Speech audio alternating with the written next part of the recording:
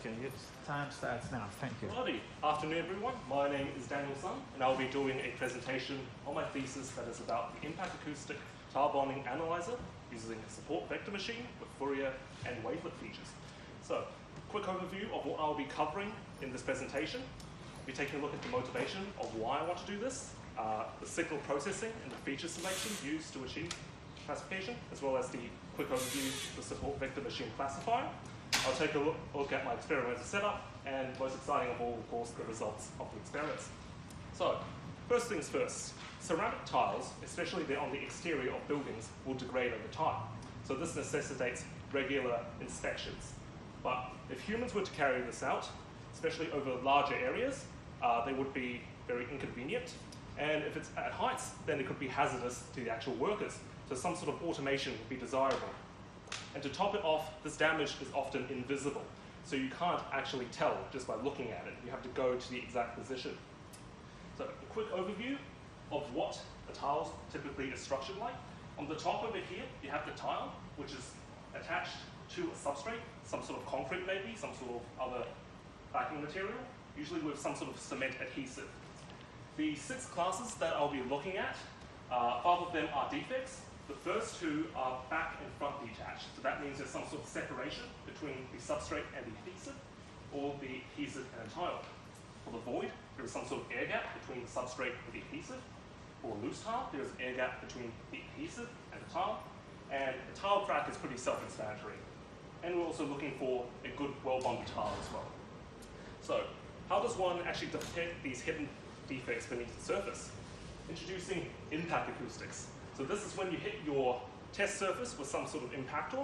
In this case, I'm using a steel ball on the end of a rod, and this will produce some sort of sound, like so. And capturing the sound using a microphone, we can somehow get features from it and then put it through a classifier to tell us what is the internal state of this tile. So that leads me to my research question. So how does one design a tile bonding analyzer by choosing impact acoustic features and classifier parameters? So I'll be mostly focusing on the feature choice that's being fed into the support vector machine, as well as how to configure the support vector machine itself. A quick overview of the system that I'm using. On the left over there, we have a human operator, which will initiate the impact on the surface. And this is captured using a microphone. The sound is put through onset detection, such that we can get a constant length of signal, and to make sure the signal actually starts at the same place every time. This is put through feature extraction, the fast Fourier transform, put through signal processing for the fast Fourier transform, the continuous wavelet transform. The output of these 2, as well as the raw signal itself, are fed into feature extraction, such that we can extract features to use to train the classifier if there is no existing model, or if there's an existing model, we can simply feed it into the model and get a classification label. So the onset detection consists of an enveloping algorithm over the raw signal. You simply take the peaks of this envelope and then cut it at constant offsets from this peak. So we get this green highlighted area here. The frequency spectrum comes from the fast Fourier transform, which I assume a lot of people have seen before. On the x-axis, we have frequency, and on the y-axis, we have the normalized magnitude. So this gives us an idea of the frequency content present in the sound. On the bottom over here is just an example of another sound, just to demonstrate how the spectrum can be different between different classes. I'm also using the continuous wavelet transform.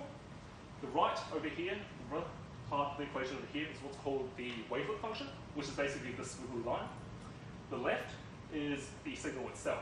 So the best way to think about what this algorithm is doing is that we're comparing this wavelet to different parts of the signal to see how similar they are. And knowing this information, we can now plot what's called a scaleogram. So on the x-axis, we have our time. The y-axis, we have our frequency. And the color denotes the intensity at that particular frequency and time. So not only does this tell us the frequency content of the signal, we also know at what time it occurs. So, as mentioned earlier, the features were extracted from the frequency spectrum, the continuous wavelet transform of the signal, and the raw signal itself. And these are fed into the support vector machine. So I'm going to do a quick rapid-fire round of the different features that I've used. Features from the raw signal, first one would be this 90% drop-off time. Is where you take the envelope of the raw signal and then simply find the time it takes to go from the peak to 10% of its original value. So this gives us an idea of the decay of the signal. Secondly, we have the RMS of the signal, which will give us an idea of the energy content of the signal. From the frequency spectrum, I take what's called the spectral area, which means between two frequency bounds, I'm taking the area under the graph. So this will give me an idea of how the frequency of the sound is spread throughout the frequency spectrum. Secondly, I have something called the spectral flatness. You can ignore this equation over here if you've never seen it before. All you need to know is that it measures the spread of the spectrum. So for a spectrum like so, where there are many different peaks, you have a higher flatness. And for something that's concentrated into one area, you have a lower flatness. I also take the dominant frequency as well as the mean frequency as other indicators of the frequency content of the signal. And finally, from the continuous wavelet transform, I take the wavelet volume, which is where you sum the coefficients in an area that's bounded by time, so on the x-axis, and also the frequency on the y-axis. So this will give us an idea of at what parts of the signal, what the frequency content is. So you can have different windows of whatever choosing you want. So the support vector machine is a machine learning algorithm that will separate your feature space of two classes using a hyperplane. In the 2D scenario, it is just a straight line. In the 3D scenario, it would be flat plane, and so on. You probably can't imagine what's happening in 4D though. You minimize the cost function to decide the best separating hyperplane for your data set. An extra thing that you can apply to the support vector machine is that you can use what's called a kernel function on your feature vectors, and this will effectively add dimensions to it. So for a piece of data that might not be separable using a straight line in 2D, if you put it through a kernel function, it might be separable using a flat plane in 3D, for instance. The samples were collected from a test board that I constructed myself using an 18mm thick plywood substrate and a cement adhesive to attach the tiles to the board. Defects were intentionally caused using brute force or some sort of sabotage, such as using patching tape to stop it from bonding correctly or punching holes into the substrate. And so finally, I get an 18 tile board of tiles. And these are all nicely labeled so that I can then label any audio samples I get from them. I also created a handheld device which encloses a solenoid-driven impactor with a microphone to collect the sound.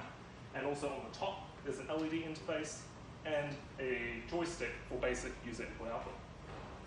So, an overview of what I'm doing for how I'm carrying out my experimentation. It is a 6-class classification problem of the same classes that I mentioned earlier. I use 100 samples for each class, and I'm using 10-fold cross-validation for evaluation. So what that means is that I split the samples into 10 different groups. You use 9 to train the classifier, and then 1 to validate. So the advantage of that is that you validate with data the classifier has never seen before, so it better evaluates real-life performance.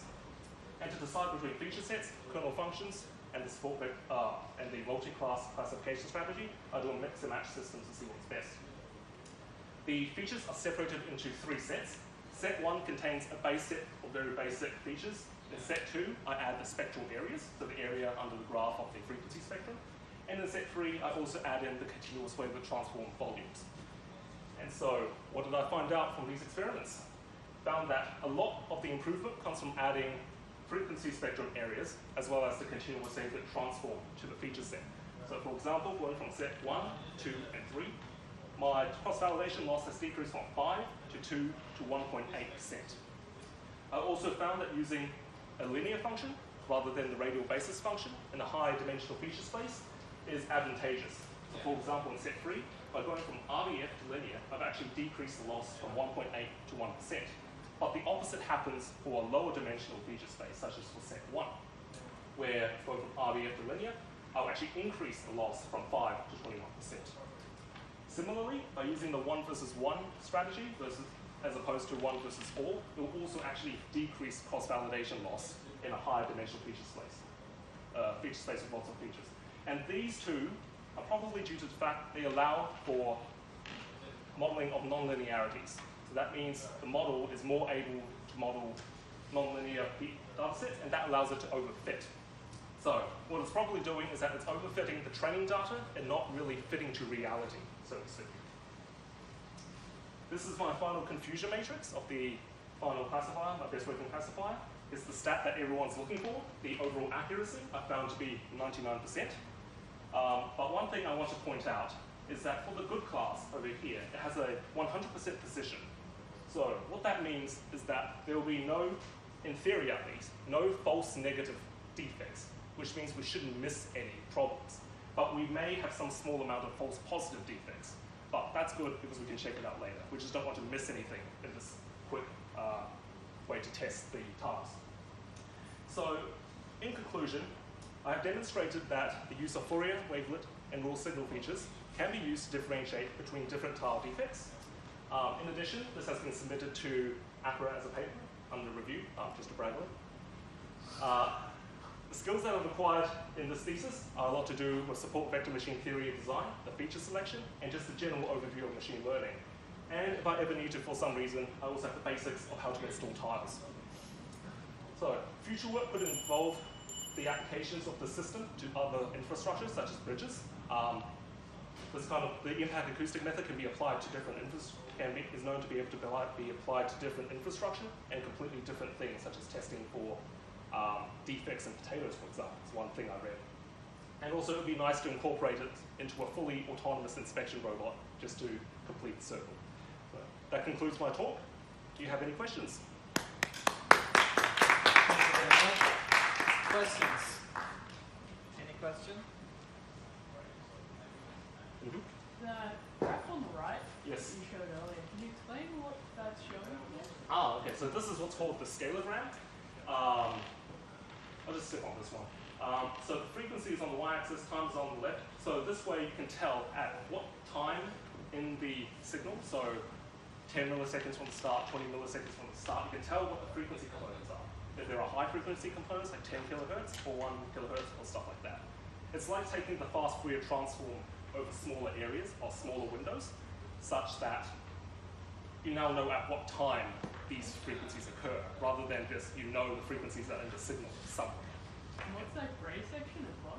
Oh, the grey section is to say that any coefficients in this area can't be relied upon, just because as you decrease frequency, the certainty for what position they are in is decreased, just because